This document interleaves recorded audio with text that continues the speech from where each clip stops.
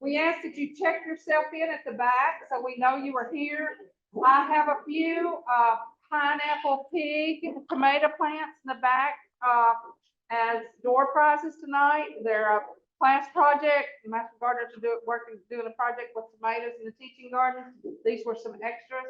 It is a yellow slicing tomato. That's an heirloom I've never heard of. So I've got, I think, 12 of them to give away as door prizes. So get a ticket. You don't have to write your name on the ticket. The tickets have numbers on them. Just put one in the basket and hold on to one. Okay? Any questions, comments? Everybody knows where the restrooms are. You go back out to the cotton gin, hang a right. The restrooms are down there on the left. Our next successful gardener is the first week in June. And it will be strictly Zoom because our speaker, Matt Bertone, he is the director of the Plant Disease and Insect Clinic in Raleigh at NC State University. And so he will be Zooming in with us and talking insects. And if I think, is Nancy, is it just Mike or Matt, or is it Matt and Mike? Okay, so Matt is the entomologist. He's the insect geek, as he likes to call himself. And Mike is the pathologist. So we were walking around, Horde Agents did a tour today. We visited Metrolina Greenhouse, Leonard Greenhouse, which is an offshoot of the next generation of King's Greenhouse, if you're familiar with them. And then we visited Roundtree up here, 601 north of town today. So I had to go home and change clothes because it was so hot. You know, so I don't know where I was going with that. I lost my train of thought. But anyway, you know, it's good to have you here. And Matt and Mike, oh, there it was. There's where I was going. Mike is the pathologist. And when we were in the second greenhouse today, they were pulling some plants that didn't look so happy and looking at them and like showed us how to use these little test strips to test for Phytophthora, you know. So we pick up and we learn from these extension specialists. We had Matt, the insect guy. We had Mike, the pathologist, and we had Brian Whipker, who is the greenhouse specialist on campus. And then we had Steve Frank, who is another entomologist, and we had Stacy Jones, who is our regional greenhouse and nursery extension specialist. So we had a good crew of about 20, 25 people today. But let me tell you, in those greenhouses, it was hot. So I can't wait to go home and get in the shower. So let's see, I laid my notes down somewhere. Where did I lay them? Here they are. So you are in luck tonight. We have a great speaker, Mary Roberts. She's a local organic farmer.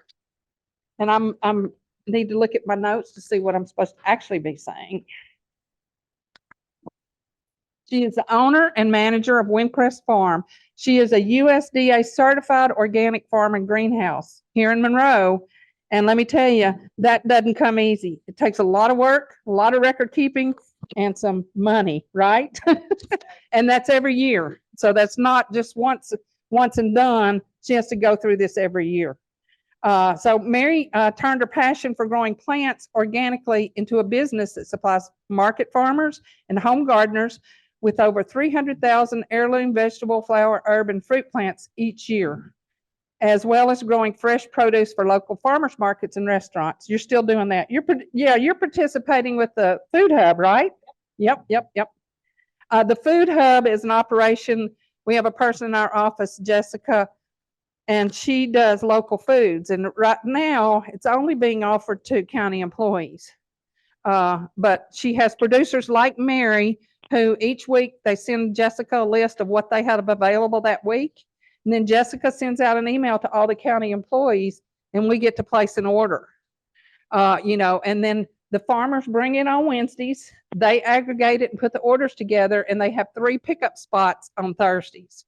So I wasn't here today, so my order with my strawberries and my cookies from the cookie lady are hanging on my office door. Well, if you walk down the hall, mine's the only one with the bag hanging on the door. So In addition to growing specialty and hard-to-find plant varieties, Mary also conducts on-farm classes to help the beginner and the advanced farmer, as well as gardeners learn the principles and practices of sustainable agriculture. And she's also a custom grower. How many onions did you grow this year? In the ballpark of about 160,000. And those are grown organically. And so she grows them for somebody else who then turns around and retails them, correct? Okay. All right. So I'm going to turn it over to you, Mary. So I'm going to pin this on you. Remember, if you get questions from this group in here, repeat the question so the people out there in space can hear you. Okay. Hear the question. Thank Okay? you. Yeah. Thank you, Debbie. Yeah. And thanks, Nancy Rutherford, for asking me to come and speak. I've been part of the Union County Master Gardeners, I don't know, about 30 years. I took the class 35 years ago. So it was how I got my start back in the day when I was still in the corporate world. And it's a real honor to come and talk to new master gardeners, old master gardeners, everybody that wants to come and learn to garden. So just to expand a little bit so you know kind of what my background is, like Debbie referred to, we are USDA Certified Organic. And we are at this point the longest standing certified organic in the Charlotte metropolitan area. And we are the only local nursery greenhouse that is 100% certified organic. So most of the things we start from seed, from cuttings. We grow some things out under the organic rules. But it's really nice here now after 20 years to have more people find us because people are Googling organic fill in the blank. And we've seen, of course, a great explosion in our business since COVID, and people are talking about food as medicine and looking for more sustainable ways to grow their own food. So we do a lot of herbs as well as vegetables. We do a lot of plants for home gardeners as well as for distributors. We have a website. People from all over the country order from us, and we put it in a box and send it. In the fall, that's our signature crop of fresh ginger and turmeric. We were one of the first on the mainland of the United States to grow this specialty crop because we do have high tunnels, we do have structures. We grow in the ground, but it's protected so we can extend the season and we can grow this very unique and specialty crop that is just such a boost to our nutrition. So I hope that if you don't come to us for the spring for your spring plants, that you'll come visit us in the fall for our ginger and turmeric harvest. It's very, very special. So tonight's topic, why grow herbs? How do you grow herbs in the garden? So I need to narrow down what we're going to talk about because I could talk about herbs, spices, fruits, vegetable. I mean, we could be here until y'all were tired of hearing me talk. So just to narrow down what I'm going to consider as an herb for this presentation, and that is the leafy part of a plant that we use for culinary, medicinal, companion plants, and even ornamental. This is a bouquet that we call a culinary bouquet that is nothing but what we would consider herbs in it. We actually offer this to the Food Hub. We have several caterers that actually order this each week. So when they're going out and catering a job or they're doing a cooking demonstration, they've got all the herbs that they need right in front of them. And you can do this for your own kitchen too. Makes a lovely bouquet. Go out and harvest. It's going to keep your herb plants vibrant and bushy and not leggy and wondering what their purpose in life is. So this is a good demonstration of that. And I'll talk more about that as we go. I'm going to talk for about, 30, 45 minutes. And then I want to open it up to questions because I want y'all to get the answers for why you came to this class for herbs. And So, as I mentioned, herbs are the leafy part of the plant. We talk about herbaceous plants. Okay, so that's that top part. But there are some herbs that actually serve as both an herb and a spice. So I'm going to talk about this herb that I have gotten the most questions about in all the years I've been doing this. The number one question I get is, why can't I grow cilantro in the summer? Because we've all got those tomatoes. We're ready for our salsa. We can't get that cilantro to be leafy green like we're seeing in the grocery stores that are probably grown hydroponically, quite frankly. And the reason is that cilantro does not like the heat. The best time to grow it is in the fall. You grow it over the winter in a protected spot. By spring, you will be knee deep in cilantro, and you'll wonder why you have so much. But cilantro is both an herb and a spice. So if you've had cilantro bolt or go to seed, if you wait long enough and don't get impatient that it's going brown and kind of ugly in the garden, you will get coriander. Coriander is the seed. And so anything that we use from an herb that is a seed or a fruit is usually a spice. So I encourage you to grow some coriander, yes, some cilantro in a place where you can let it go to seed, because you do get double bonus. Not only do you get the herb itself, but you get the spice of coriander. But if you've gotten an open pollinated variety, you can save those seed in the spring, plant them in the fall, just scatter them. You'll have more cilantro than you can imagine.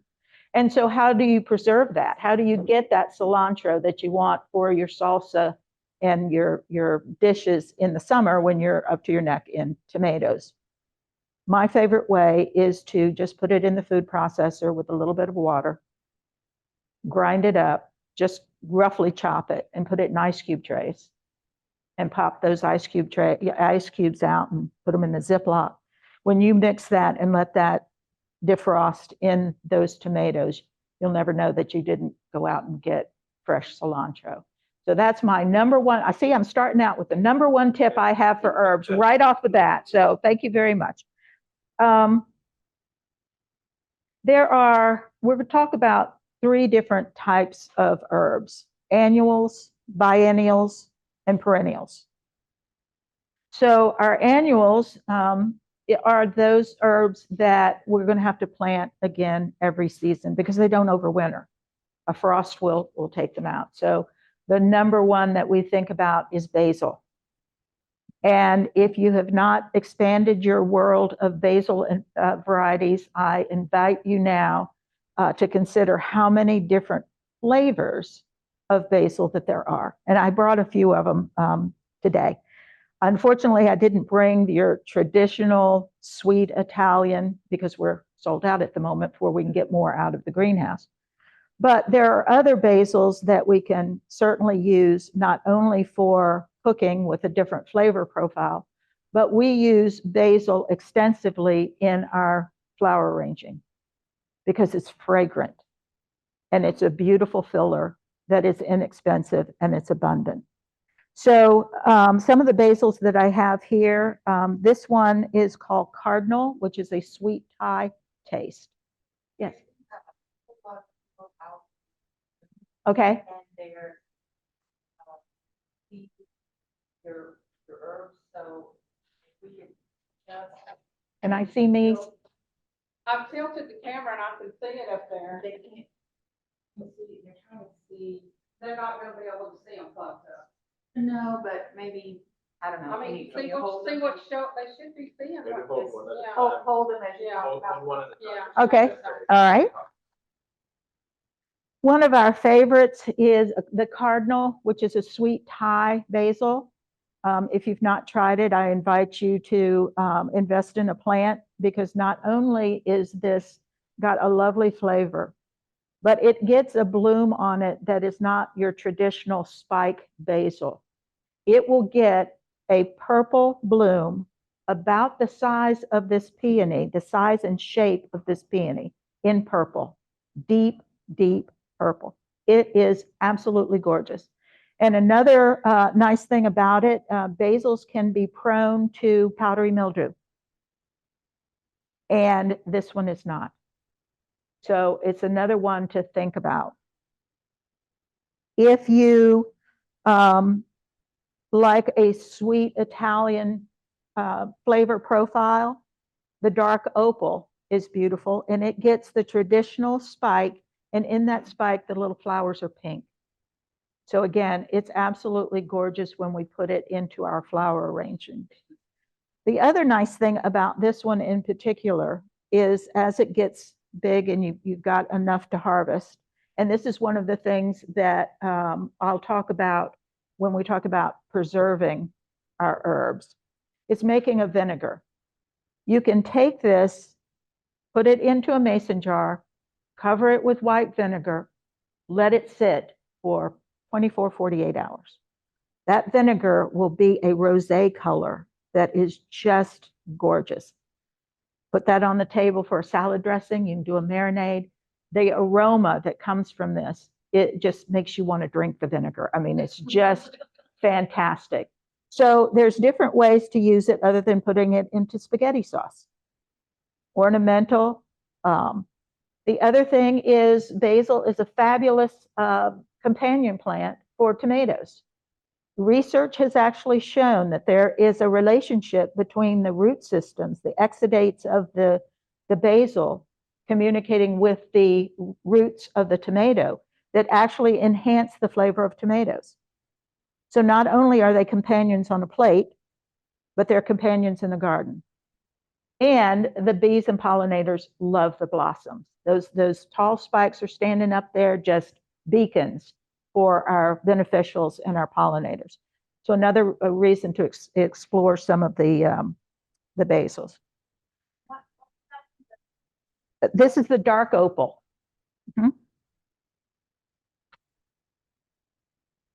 This is also a traditional sweet Thai, whereas this one will get the tall purple spikes, again with the little delicate pink flowers. This one has that more round ball bloom. So similar profile, two different growth habits.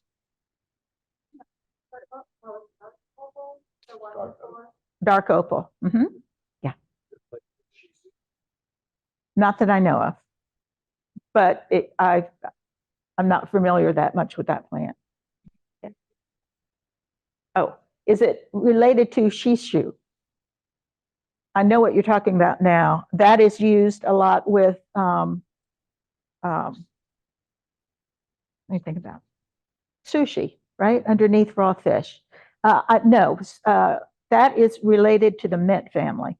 And the basil is in the mint family. They have square stems, but it doesn't have the same profile. That's flavor profile at all. One of my favorites is the lime basil. We do both a lemon and a lime. This makes such a refreshing tea in the summer. The leaves are more delicate and small, still has the spike flower, readily self-seeds, which is always a bonus. But it does have a citrusy kind of basil taste. It's also good on fruit. So just another one to think about. And there's others out there, but those are the examples that I brought from you today. And these are annuals. So one and done once it gets to the fall and frost gets here. The other thing is basil is one of our most popular herbs, hence I'm sold out of the sweet Italian type. And the recommended new basil variety for sweet Italian is called Devotion. Devotion was developed by Rutgers to be resistant to powdery mildew. They did several of them, Devotion, Obsession, there's another one. Passion was one of them. You did a basil trial out here, didn't you? Yeah. Devotion is the one that we started with, and that's the one we've kind of stuck with, but very resistant to powdery mildew. So look for that one.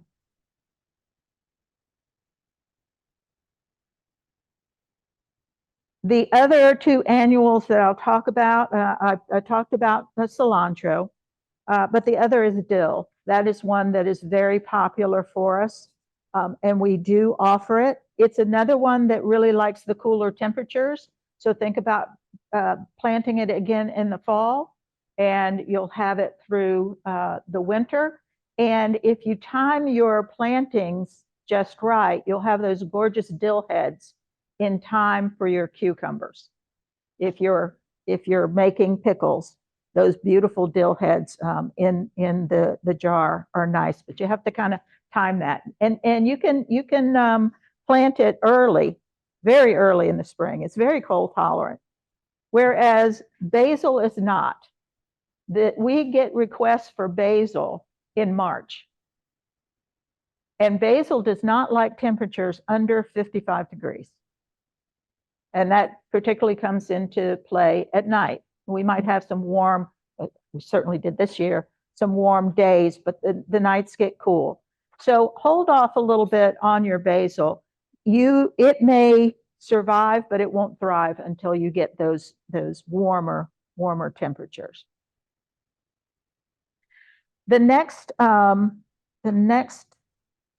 group of, I didn't bring one. The next group I'll talk about is biennials, and you'll all know biennials as an example of biennial is parsley. So parsley, biennial meaning the first year it's going to get all of its leaf. The next year is when it goes to seed. So some folks say, oh, well, my parsley is perennial. It's there all the time. Well, it's probably reseeding itself. And a lot of our herbs, a lot of our annual herbs, dill being one of them, will readily self-seed. If you look for varieties that are open pollinated, some people call them heirloom. Open pollinated can be heirloom, but an heirloom is always open pollinated. An heirloom it was in existence before seed companies came into being in the 1920s. So that's where we kind of draw the line there on what is an heirloom. But open pollinated meaning you can save the seed and it will come back true the next year, versus a variety that you see with F1 in the parentheses, that's a hybrid. And it may reseed, but you might get something that didn't resemble the plant that you started with. Okay. So parsley is one that we think of as a biennial.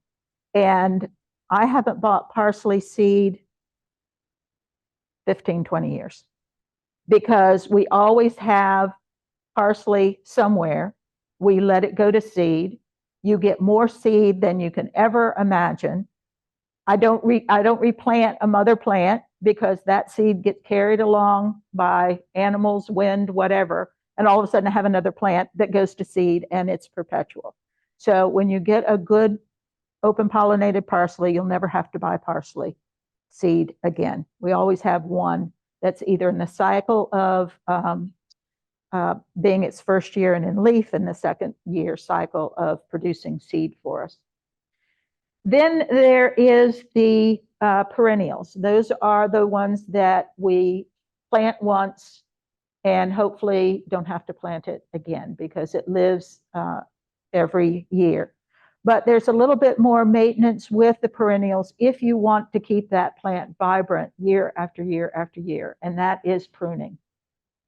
So any of your perennials will get woody at the bottom. If you've ever seen a rosemary that was just like wood and then green at the top, or you've seen thyme, like a creeping thyme, it starts over here and then you don't see any leaf until you get over here, and it's just not really attractive.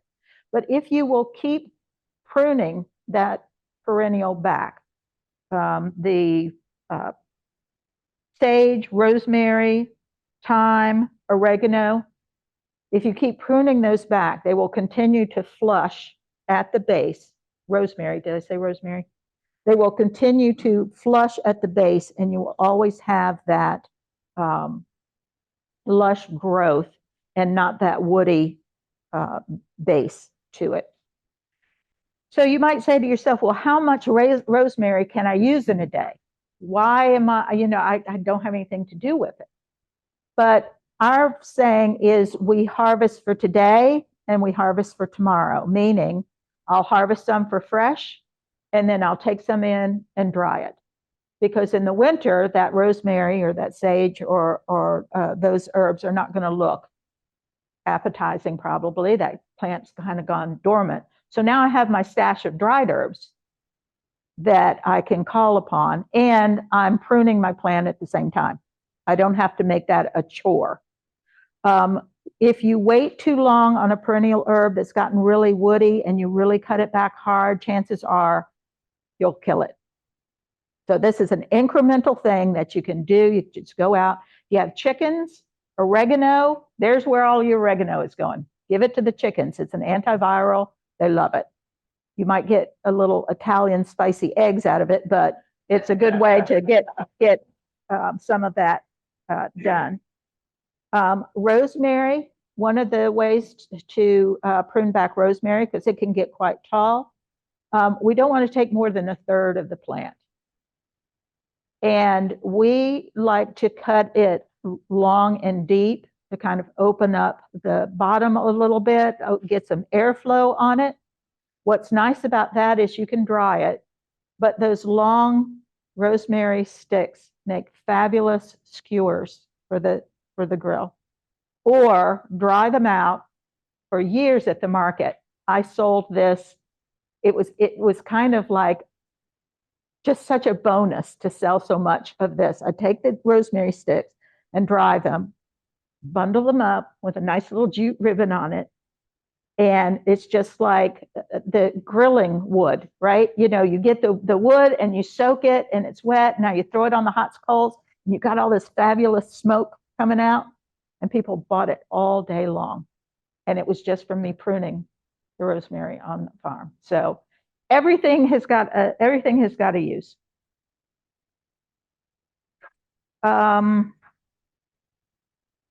Yes, and any of those perennials too. If you're in the Master Gardeners, I'm sure that there's a session on propagation, and that's another way to do your pruning, taking off those tips. Now you have more plants, and you can plant them everywhere, and you just keep going. I've made a business out of it, so there you go. So let's talk a minute about what we call the Mediterranean herbs. And those are the herbs that are mainly perennials. And the ones I just covered, the rosemary, thyme, oregano, and sage. And I'm going to put lavender into that group.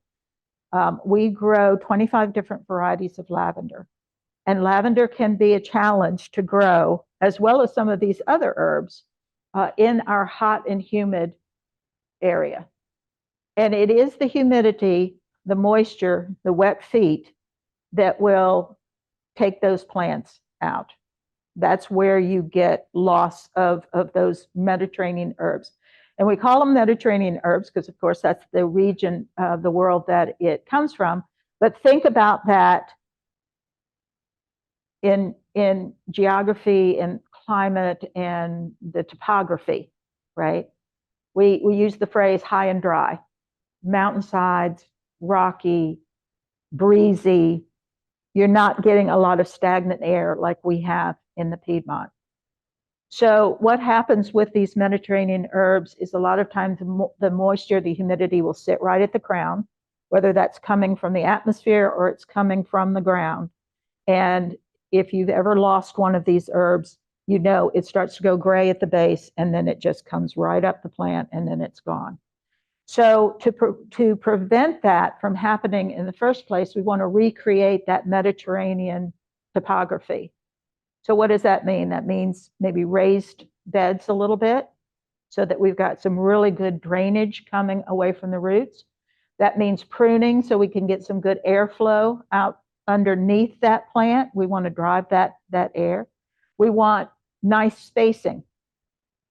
I'm guilty of trying to cram as much into a bed as possible as anybody else, but these plants don't like it. They like that airflow. The pruning to open it up, give it some open structure. Mulching with rock. I have a friend who has a lovely pebble garden, which is actually a driveway, and I gave her a bunch of thyme plants, and at first they looked very sad, and I saw them this spring, and they have all just spread across that gravel, and it's just gorgeous. And with the thyme, again, there's so many different varieties. Tonight I brought a French thyme, which has a little triangular leaf, next to the English thyme called Foxley, which is a variegated. So it's got a little variegation. So you can imagine, I think this is a lemon. No, that's Foxley also. We do a lemon.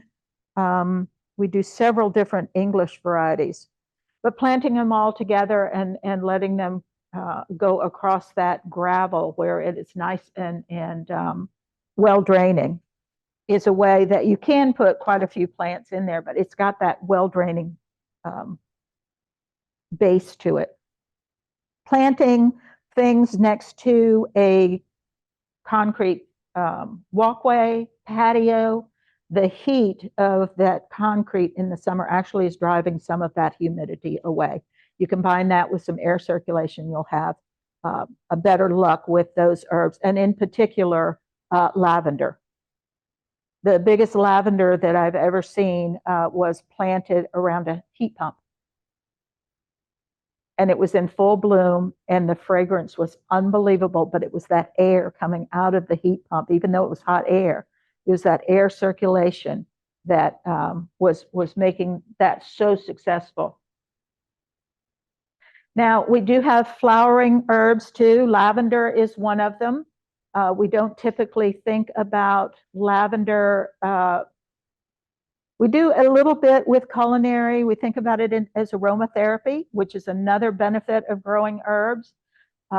We harvested quite a bit of mint the other day because there was some wildlife had come onto the farm and become deceased. And when the wind blew a certain way, it was like, oh, well, that's fragrant.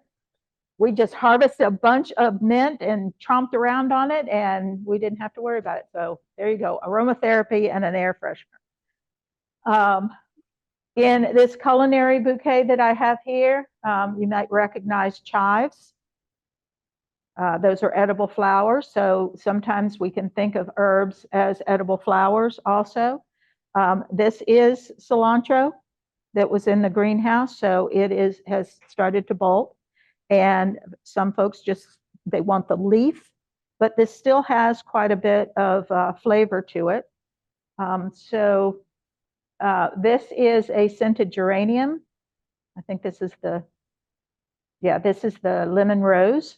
We have bakers who will take these leaves and line their baking pans with them to flavor the cake batters or whatever they're baking. So we get the beautiful flowers as well as the culinary aspect of some of our flowering herbs. Now, we talked about planting in the ground, but herbs are so fabulous in containers. They're easy. And I have 14 acres of herbs, and then I have the pots of herbs on my back patio which is the ones I actually use. Because by the time I'm going in and cooking, I am not going to walk out a couple of acres. I'm tired. I want them right there. So I do cram in a lot of things, keeping in mind the watering requirements. If I'm doing a basil and a parsley, that's going to be in a pot that might be a glazed pot. It's going to hold water. Whereas if I'm going to put my thyme or my oregano, I've got sage right there at the door, then I might go with a terracotta pot. I like the look, and I know I'm going to get quite a bit of drainage. So you think about the same principles, but you've got that extra added that those plants in that container are going to need more attention to water and more attention to food because they can't reach their roots out and go to the grocery store. You got to bring it to them. So I encourage everybody to have herbs right at the door. I mean, they're beautiful, they're handy, and they attract a lot of beneficial insects.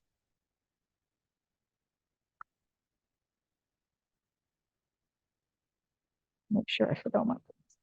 So if we're ready to harvest, and I already shared with you that a great way to prune is to harvest and go ahead and dry some. How would we do that? A lot of times, even though I do own a dehydrator, I own a freeze dryer, and most of my herbs are on a paper towel in the corner of the counter, So there you go. It's easy. Just have a little space in your kitchen that is out of direct sunlight, has good air circulation. Some herbs dry very quickly. Some will take a while. You might want to flip them over on the paper towel every once in a while to help them dehydrate. But it's easy to dry. You might get fancy. I've seen these beautiful Instagram posts where you've got a little rack and all of the herbs are tied in bundles with little string, and I think that's lovely. Mine are on a paper towel in the corner.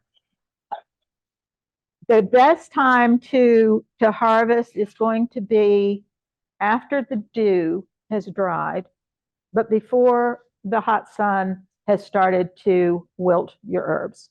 That's when they're going to be at the peak of their flavor, their oils. It's just about that time you've gotten your morning chores done, and now is the time to take a break, walk the garden, see what you might want to harvest. And, doing an herb blend, I do that all the time. I combine my oregano and my rosemary and a little bit of sage and grind those up. I have a little grinder, and sometimes I'll add a salt to it.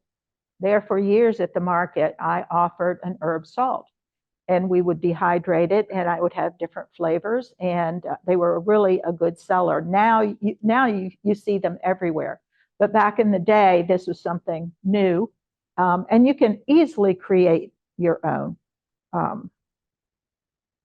Everything that we've talked about, you can dehydrate and save, but there are a couple of things that I prefer to do the method like I talked about before, freezing. The cilantro, to me, when it is dried, does not hold enough flavor for me. That's why I freeze it. And I suspend it in a little bit of water. That water is going to take on the flavor of the cilantro. So when I add it to salsa or whatever, I'm getting that extra little bit of flavor. The other is basil. I'll do the same thing with basil because I don't feel that when you dry it that you get that flavor. Some folks will do a pesto and freeze that. So you can put it in the food processor with oil. So and I use walnuts, pine nuts are part of some people's recipe, but I do walnuts. So those two ways of preserving basil and cilantro are my preferred for the most flavor. Now, the fresh versus dried, when you dry, you're taking out the moisture, you're concentrating the flavor a little bit. And this is why I always recommend going ahead and doing this. Years and years ago, I was listening to an NPR program called The Splendid Table. Is anybody familiar with The Splendid Table? Okay. And just a little offhand thing that the commentator at that time said that I've carried with me since then. And she said, mix your dried herbs with your fresh herbs and you'll get a whole different flavor profile. And it's true. It intensifies it. You get that fresh, then there's just a little bit more depth to that herb flavor. So again, another reason to have that paper towel in the corner of your kitchen with herbs drying on it. You can also, we've talked about teas. I like fresh tea out of the lemon basil, but there's always your mints, and there's a whole range of flavors of mints, just like everything else. This is a pineapple mint. Again, I love anything variegated, so pineapple. But I think I have, there's an orange mint, so still in the citrus. Mojito, okay. That one at market, when the husbands came and they were dragged along from booth to booth, and it was like, oh, honey, the mojito mint. All of a sudden they were a customer. We do have Kentucky Kernel mint. We got Derby Day coming up, what, Saturday, Sunday? So Saturday. So chocolate mint smells like a chocolate, like a peppermint patty. It's fabulous. Vanilla ice cream, a little bit on that, or strawberries. Strawberry season right now, chocolate mint. Mint is the one herb I'm going to recommend that you put in a pot, in a container. Because, yeah, everybody knows, right? Our farm, I had all the mints in big tree pots like this, and still it went through the drain hole, and I have chocolate mint everywhere. I have a lavender mint that's everywhere. But it makes it fun when I mow, because it, again, aromatherapy, right? And I brought a few lavenders. So I'm going to stop talking now and answer your questions. With the lavender, mine, I can't keep it every year. It dies, I have to get a new one. How short do you trim it? Repeat the question. Oh, Prune okay. it down. How short, I mean, how much? It's timing. It's the pruning. So pruning. So with lavender, the question is, how do I keep it going from year to year, and how far down do I prune it? I do a whole class on lavender. Yeah. So which is good, because again, you've got that high and dry, you've got that air circulation around it. But that means that in the winter, you need to protect it a little bit, because it doesn't have the thermal warmth from the earth. Well, that may be part of the problem too, because it does want to be outside. It does not want to be protected like a geranium or something else that you could overwinter in the garage. It's a rugged plant, but being in a pot means that you're going to have to put it out of the wind. Watch how much water it's getting in the winter. It could be getting too much water in the winter, even in a pot. So, and how far you prune it back, you need to take at least a third of that plant off of lavender. In the spring, when you see new growth coming up, go ahead and cut some of that new growth. And particularly after it blooms, you really need to give it a haircut. It's kind of shocking how aggressively you need to prune lavender in order to keep it flushing, the nice, yeah. We're going to have a lavender class at the farm. I invite you to come out. And I invite all of you to come out. We are open on Saturdays from 9 to 2 right now, or you can make an appointment on our website Wednesday, Thursday, Friday to come out and see us. We're stocked full of vegetable plants right now, and all of our herbs and bushes. Online, someone's asking How long you should dry herbs? Well, they need to have still some pliability to it. If you dried them to the point where they're snapping, you've probably lost some of the essential oils from it. One of the tricks that I learned a long time ago for testing moisture on seeds or herbs or whatever was to put your dried material in a mason jar. Take one of those junk email envelopes that you get, right? And cut a strip on it and put it into that jar, just sticking into the herb. If that envelope leans over because of the moisture, it's still too wet.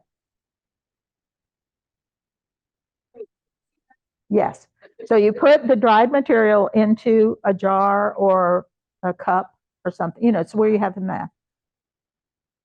However much you have it, right? I mean, when I dry herbs, okay, I'm going to have at least this amount of some herb. We do this with seed too when we're saving seed. And you can just take a piece of paper, or I always like to, use the envelopes that you get the junk mail in, right? And I cut a strip about like this off the end of the envelope and stick it in there. If there's so much moisture that it's making that piece of paper, because it's usually double, right? An envelope.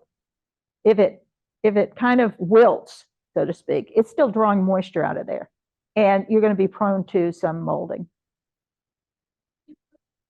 No. Yeah. Yep. So the question was, do you close the jar? Do you close it? I'm sorry, Debbie. I'm used to doing this. I know, it's hard.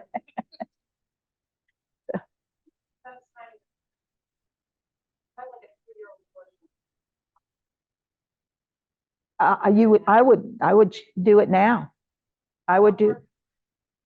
Don't take more than a third of the plant.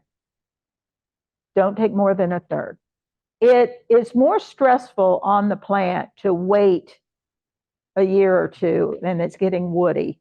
But you can bring them back. I mean, I've had ones that I have cut, and they come back out from the base. Lavender is notorious for sprouting back up. Rosemary's a little, sometimes it gets angry. I mean, it's just like, well, if you're going to do that, I'm out of here. Because usually we wait until it's like this big and it's blocking the driveway, and and it's like, oh, I got to do something with this. But if you prune it regularly, and like I said, make little sticks to throw on the grill.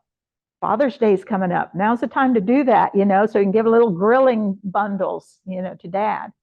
But don't take more than a third of the plant of rosemary. Well, now it's going to depend on the variety of rosemary you have. Like I have about 4 or 5 different rosemaries on the farm. Some of them are very upright. Some of them are kind of reach out a little bit. Some of them are like really, and then I have cascading ones or creeping ones. So it's just gonna, and I have some that are at the top of the farm that I don't know why they're still alive, but they are. And then I have some that are lush because they just are in a place that they love. And that too, I will have to say, if you have a plant and you're just not happy with the way it's growing, or it's not doing what you want it to do, dig it up at the appropriate time of the year and move it. It might just not like the neighborhood it's in. At Windcrest, we give everything 3 chances. It's either, if it didn't do well, it either didn't get the attention it needed, I need to do some homework, or it wasn't planted in the right place, or strike 3, you and I just don't get along. We're not compatible for whatever reason. And so there are so many different things we can grow. I'll let somebody else grow it. Yeah. Mine this year, person planted chamomile. For tea, do I dry the bloom or the... Okay, so the part of chamomile to dry is the bloom. And you want to dry that when the petals are first opening up from the center. Now, chamomile is self-seeds readily. It likes cool weather. So you can sow that in the fall. Scatter the seed, sow it in the fall. And in the early spring, you will have more chamomile tea than you know what to do with. If you've never had it, it's got an apple kind of taste to it. It's very fragrant, and it's very calming. I haven't bought chamomile seed, again, 15, 20 years. It is everywhere because we leave it to go to seed, and the seed is very fine and it scatters quite readily. And it's a lovely plant, but once hot weather comes, it's gone. It likes the early spring. Keep it alive. I have some going, but I think I did it really green and it's lush, but yeah, because today was very hot. Yeah, no, you gotta grow it in the season that it loves. Yeah, because even if you put it in a shady, cooler spot, it's not going to have enough sun to flower, and that's what we're going for, is the blooms. Yeah. Did you wash for using them or drying them out? Should you wash herbs before using them or drying them out?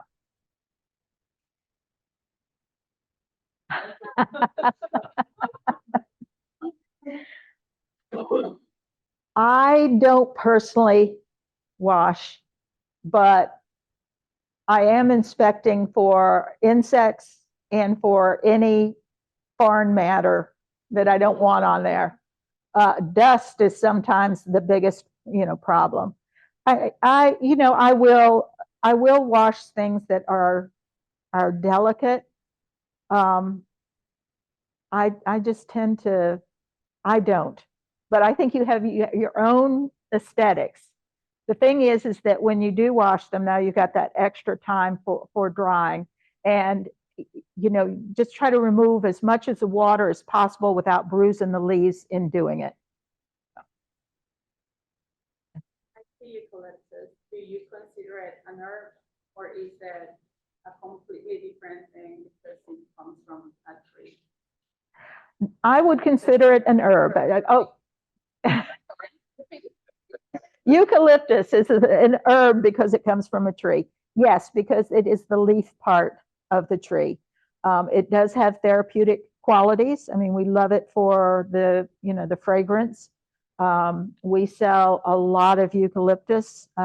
We sell bundles of it for people to hang in the shower when, to release that fragrance if you've got some congestion or whatever. Of course, we use it in the arrangement, but remember that in the category of herbs we have, not everything is culinary. Not everything is medicinal. Not everything is, some things are just ornamental, and that is an ornamental herb as far as I'm concerned. Yeah. I mix it with beeswax as big pepper, Mm-hmm. and it opens up it makes you sign the Yes. Yeah. That being said, which one is the one that you like to grow here? There are two varieties that we grow. One is called Baby Blue, and the other is called Silver Dollar. I did grow, and both of them are similar in leaf shape to this. I did grow a lemon eucalyptus at one point, which is more of a green, and it's a long, thin leaf. It just reminded me of Lemon Pledge, and I couldn't stand it, and I let it die. Yeah.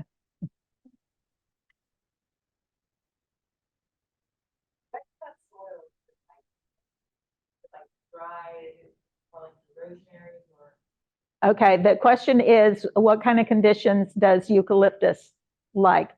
Think about the country of origin of eucalyptus, which is Australia.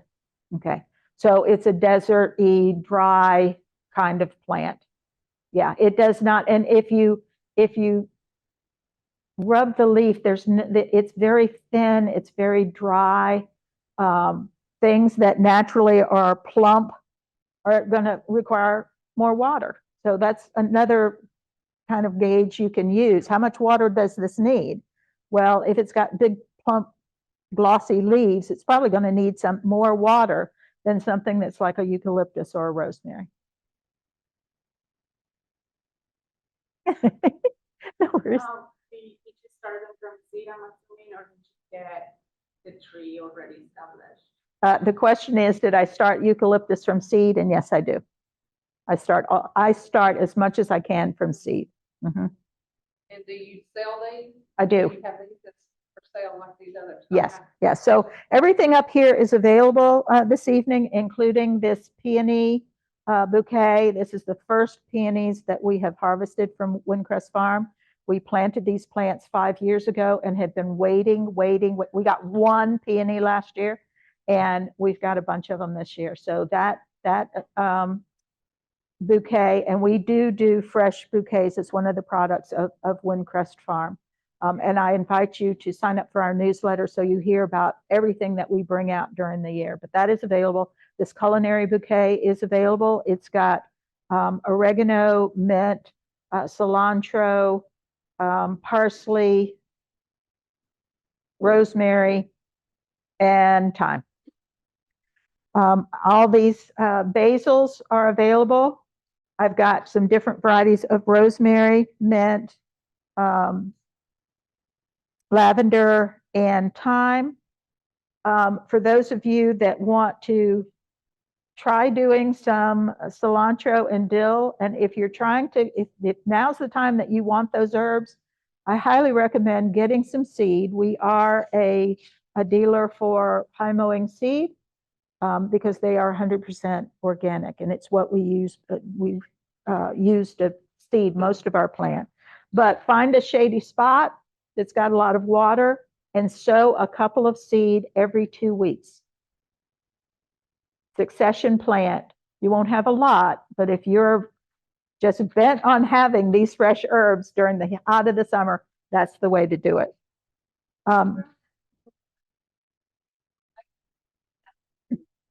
Can I grow this under grow lights? I have no reference to that. I am a sun and soil girl. Hydroponics and grow lights are somewhat somebody else's expertise. I do have bay laurel. Yeah, I have. I'm pretty sure that I have a couple still in the greenhouse.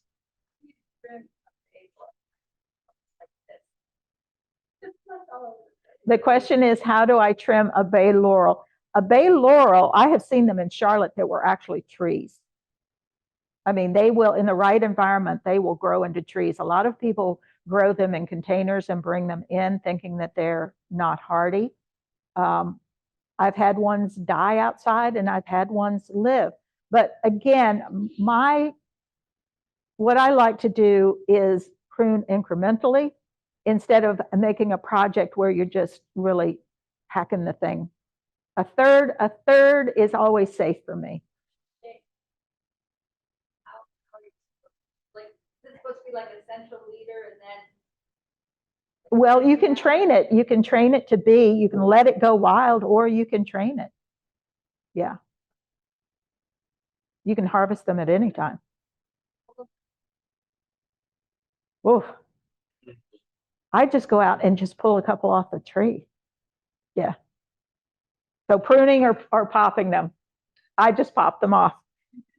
The other thing that I brought tonight, and I do have cards here, if anybody wants to sign up for our newsletter or see where we are, make an appointment, or see what kind of plants that we have. I have cards up here. But I also brought some of the mineral mix that this is what we use to grow all the plants on our farm. We're mineral based. We don't use a lot of, hardly any at all, animal based fertilizers, and no chemicals because we're organic. And our byline that we've been using for the last 20 years is, we feed the soil that feeds the plant that feeds you. That's how we are supposed to get our nutrition, is through food, not from the vitamin store. We're supposed to get it from what we eat. All of this is approved for certified organic, and it's slow release. It's not going to burn your plants.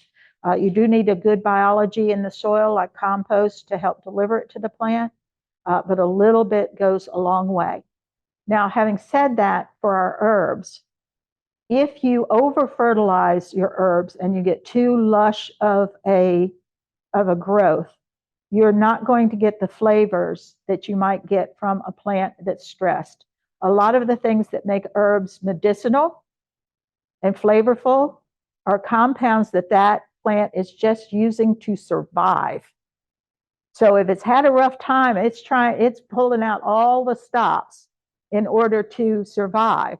So if we make life too easy for them, we might get a lot of lush growth, but we might not get the punch we're looking for as far as flavor or the medicinal compounds. So a little bit goes a long way, but you do want to keep it alive so you can harvest it.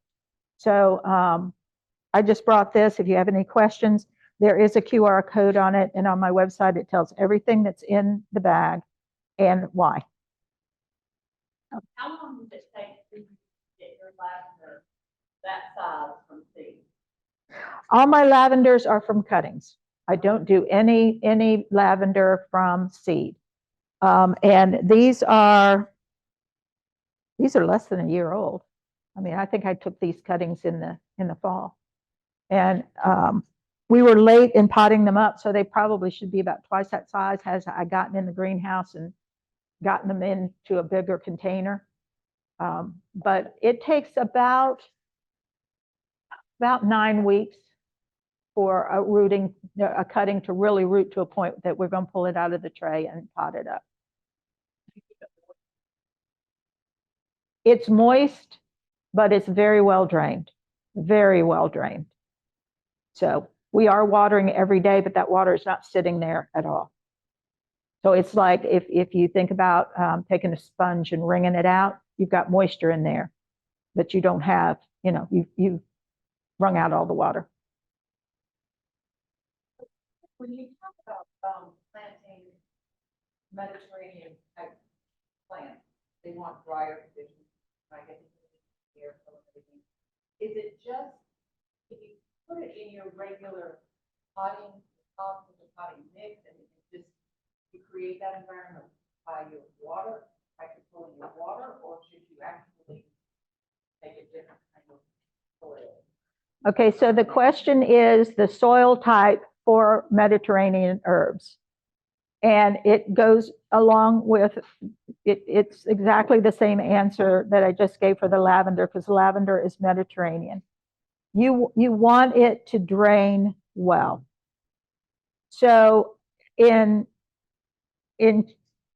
my preference is to group plants together that have the same watering requirements. So all the ones that need well draining will be together.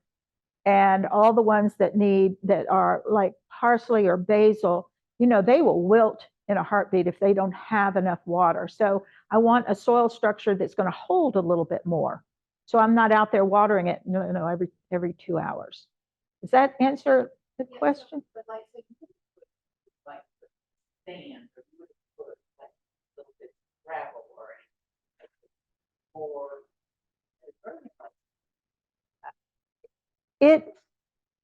And the question is adding sand or gravel. It's going to depend on what the base is. Okay, so if I've got a potting mix, or potting media, so that's basically peat moss and perlite and vermiculite, that has more of a water holding capacity. I would maybe cut that. We use rice hulls, as you know, we use rice hulls instead of perlite to have drainage, but that peat moss is going to hold more water. If you're planting in the ground and you have clay soil, and clay soil will hold water until then it's suddenly hard as brick, right? It goes from a muck to a brick before you know it. Then I would add like a small pea gravel for the Mediterranean herbs. I wouldn't add sand because clay plus sand is a brick faster, right?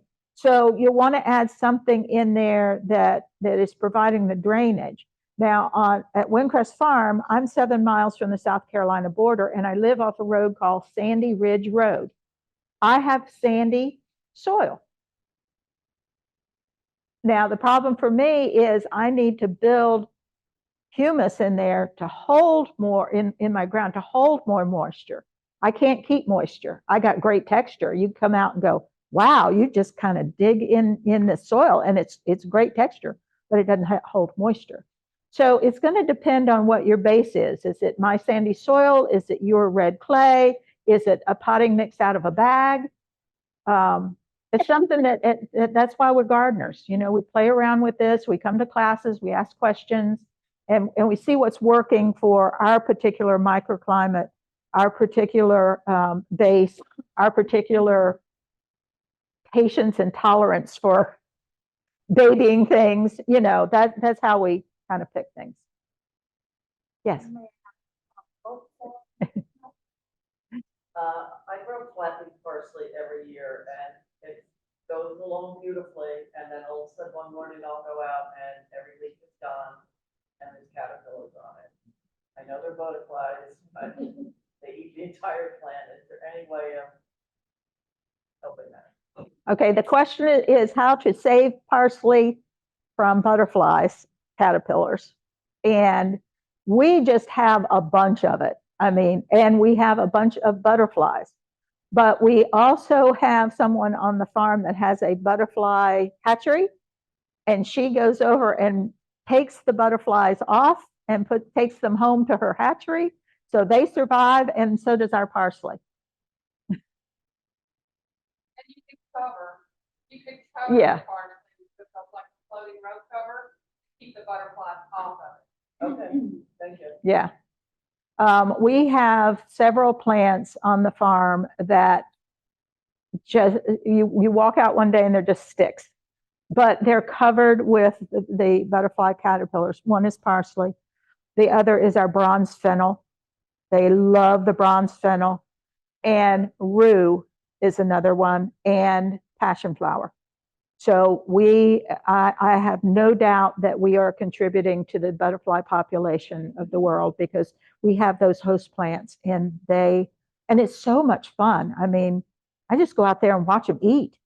They're little eating machines. Yeah. So. May I ask why you don't like animal compost? The reason I don't like animal compost, the question is why I don't like animal compost. Because that compost is a result of what that animal has eaten, and I have no control over it. I'll give you some examples. Horses, and I have horses. They are sometimes fed wormer that feeds through and comes out in the manure, or given antibiotics, or they may be eating pasture that's been sprayed with herbicide. And I have no control over that feed through cycle. I'd rather start with a plant-based compost or vermicompost. You know, if a worm can eat it and survive, it's okay for me. Because if there was something toxic in the material that worm was eating, that worm wouldn't survive. As far as animal fertilizers, such as bone meal or blood meal, again, those animals maybe have been in a feedlot with, administered drugs that I might not want in that system, because it does carry through. I mean, it just doesn't disappear after that animal has eaten it. We also have a lot of people that come to us not only because they're organic, but because they're vegan. They don't want any animal in the process. And I can easily grow all of this with my minerals and with a good vermicompost or regular compost. And I don't have to, go down that line. But if you could, because I'm all natural, so I like not only organic, I like all as natural as possible. If you could control it, for example, we have free range chicken. Mhm. We know that the link has never been, as far as we know, the family before us goes back 60 some years. Yeah. They never put any. If you could control it, you wouldn't be opposed to it then? I would not be opposed to it. And you know yeah, if yeah. I know what you're eating, then I'm okay with it. Yeah, and the question is, if it would be okay if I could control that feed. Yeah, and I have chickens, and they eat organic feed, and I could very well, and I do use that composted chicken manure, but where I use it is not in anything that's going to anybody else. And I don't use it in my commercial, because if I would bring a pathogen from something that wasn't fully composted, or there was something in that I wasn't, it had not been heated enough and turned enough and whatever, I could infect my entire greenhouse with some pathogen. And I'm more likely to have that happen with an animal manure. So that it goes on my shrubbery, it can go on fruit trees because it's not, it's not really in the stream. But the rules for organic certification are extremely strict about compost. I could have a compost pile with everything I knew the sources of sitting there for 5 years. It's crumbly black. You were like, oh, give me a bag of that, right? But with the organic regulations, if I have not recorded that I brought that pile up to a certain temperature over a certain number of days, then it is considered raw manure. Now, I could use it, and then there's a 120-day rule. So I could take that and I could, for instance, I could put it on a bed I wasn't using, grow a cover crop on it for my green manure, mow it down, and I'm okay as long as I don't harvest for food anything off that plot for 120 days. Because they've determined that at that point, the pathogen load, whatever the science is, so I can use it under the 120-day rule. But there's so many other options that are so much easier and so natural. I don't have to worry about that. So I hope that's helpful. No question? This one? Somebody on the Scented geraniums, are they annuals?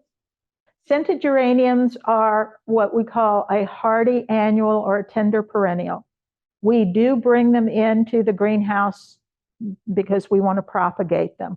But geraniums, I know people who yank them up out of the ground and put them, under the house, and the next spring take them out and plant them and they go again because they're protected under there. Yeah, geraniums are a whole, yeah, we have a chocolate mint geranium, a Lady Plymouth rose, a Robert's rose, a sweet mimosa, an orange fizz. I think that's all. Yeah, they're fine. Okay.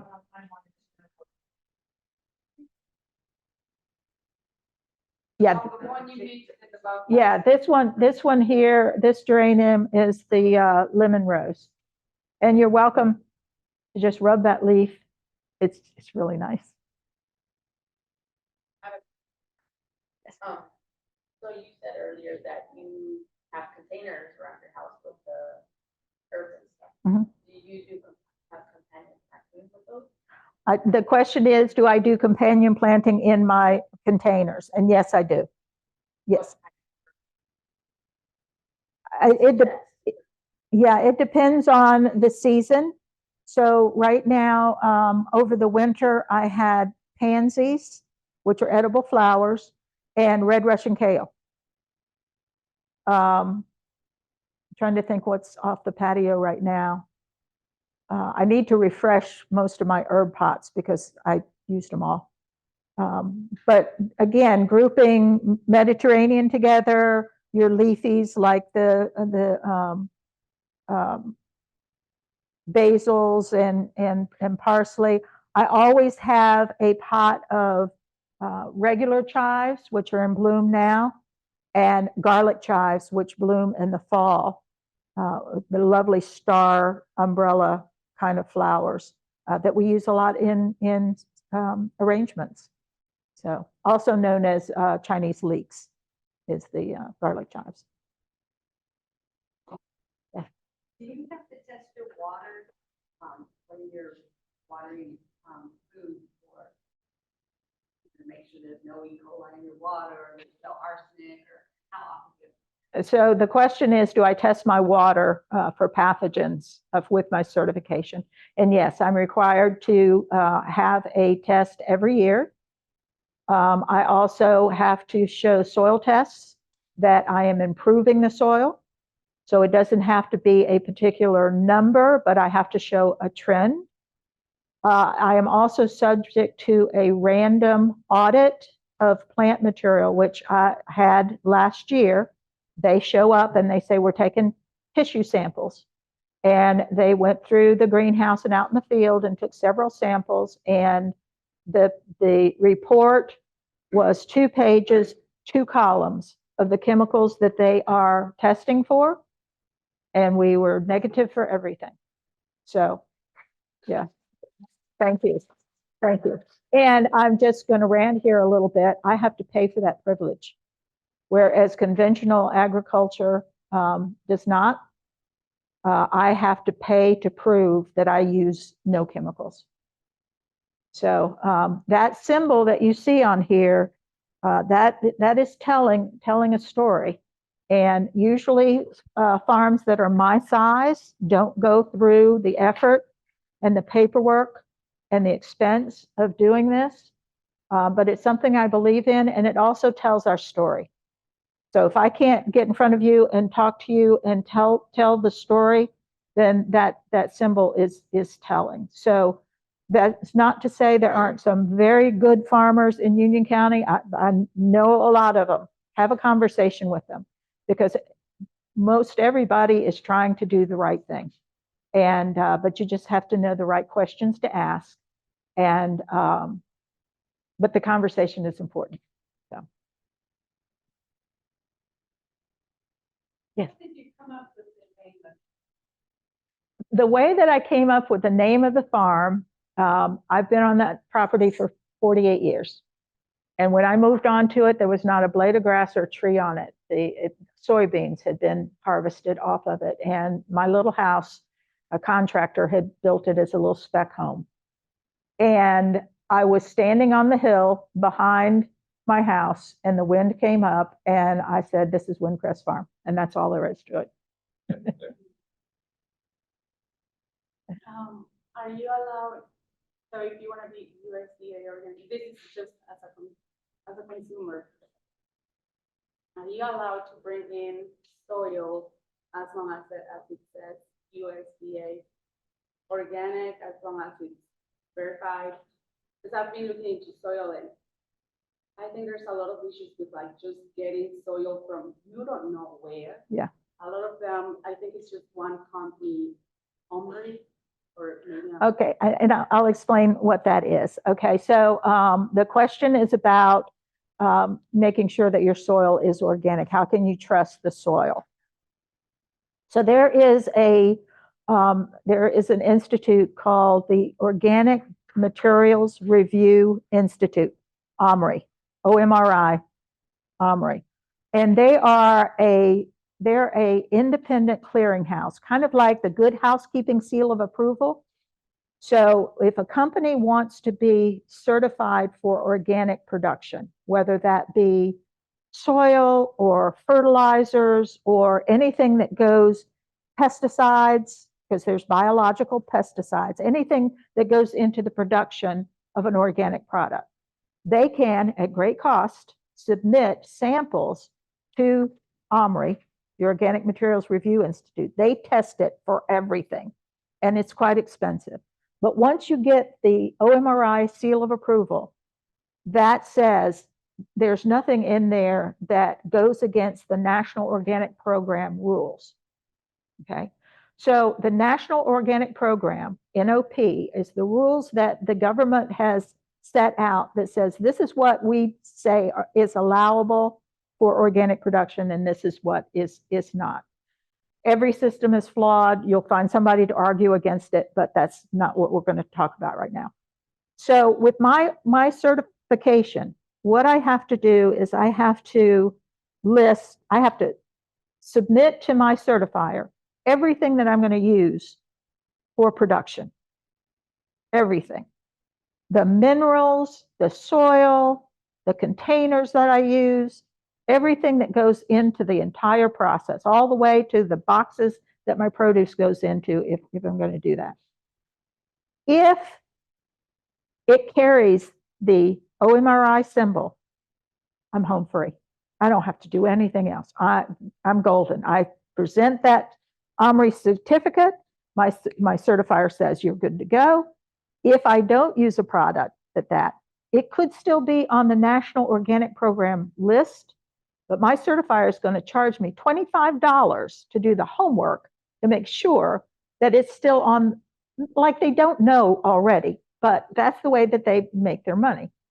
So it's easier for me. I don't use any product that has not cleared the OMRI Institute. So if you go to Lowe's, and there are soils that you can buy, there's a company called Soil 3, Soil Cube. Their compost is OMRI listed. We have OMRI and then we have USDA. USDA is the government body. OMRI is an independent. They have like higher standards? Is that what you're saying?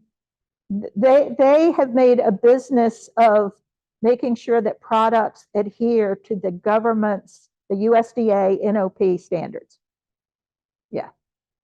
Yeah. There's all these business players. Thank you, Mary. Thank you.